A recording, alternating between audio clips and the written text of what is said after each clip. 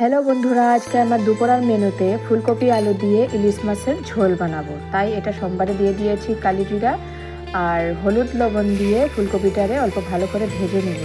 এটার মধ্যে মশলা দিব আমি রাঁধুনি আর জিরা ভেজে নিয়েছিলাম, ওইটা কাঁচা লঙ্কা দিয়ে বেটে ওই মশলাটাই এটার মধ্যে দিয়ে ভাজবো।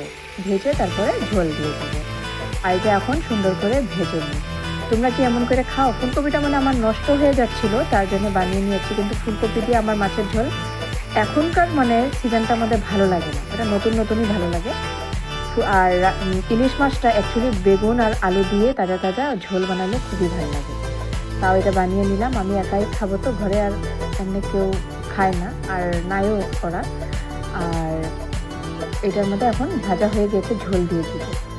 দেখো অনেকই গরম হয়ে গেছে, তা ঝোল দিয়ে মাছ দিয়ে এটা মাছের তরকারিটা নামিয়ে দেব।